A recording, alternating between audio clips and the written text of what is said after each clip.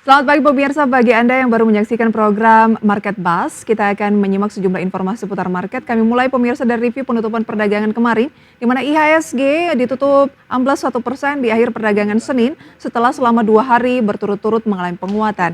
Saham perbankan Big Caps kembali jadi pemberat dengan saham Bank Mandiri yang terbesar pemirsa mengalami pelemahan sekitar 13,41 indeks poin. Indeks harga saham gabungan atau IHSG terkoreksi lebih dari 1% di perdagangan Senin 6 Januari 2024. Mengutip data RTI, IHSG tutup 1,17% ke level 7.080,474. Secara intraday dibuka flat di level 7.164 dan sempat ke zona hijau pasca pembukaan dengan menyentuh level intraday tertinggi di 7.182. Level ini tidak mampu dipertahankan, IHSG cenderung tertekan. Bahkan sempat menyentuh level intraday terendah di 7.073. Di tengah pelemahan dalam yang terjadi, IHSG masih menguat tipis 0,21% dalam sepekan terakhir. Sebanyak 9 indeks sektoral menyeret IHSG ke zona merah di perdagangan awal pekan. 3 sektor dengan penurunan terdalam, IDX Basic Industry melemah 1,65%, IDX Transportasi 1,45%, dan IDX Health melemah 1,34%. Sektor keuangan melemah 1,13%, sementara sektor teknologi naik tinggi 1,29%, dan sektor konsumsi non-primer menguat 0,23%. Sementara dari sisi saham, emiten perbankan raksasa mendominasi penekan IHSG. Saham PT Bank Mandiri Persero Tbk atau BMRI yang mencapai 13,4 indeks poin. Saham BMRI ditutup melemah 2,16% di level 5.675. Saham PT Bank Sentral Asia Tbk atau BBCA jadi pemberat sebesar 11,5 indeks poin.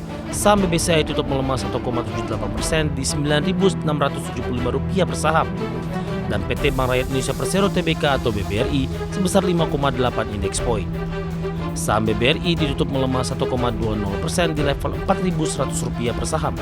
Selain itu, PT Chandra Asri Pasifik Tbk atau TPIA yang menjadi penekan terbesar IHSG mencapai 13,8 indeks poin. TPIA tutup melemah 4,53% di level Rp6.850 per saham. Saham PT Telkom Indonesia Persero Tbk atau TLKM sebesar 9,2 indeks poin. Saham TLKM tutup melemah 2,18% di level Rp2.690 per saham. IHSG ambles di tengah wait and see pasar menanti sentimen dari global, terutama terkait dengan FOMC The Fed Kamis. Pasar juga masih berharap fenomena January Effect sebagai momentum seasonal bakal terjadi pada awal hingga pertengahan Januari 2025. Namun tampaknya probabilitas IHSG menikmati January Effect masih cenderung kecil karena arus dana asing yang masih mencatatkan outflow. Dari berbagai sumber untuk Anda exchange.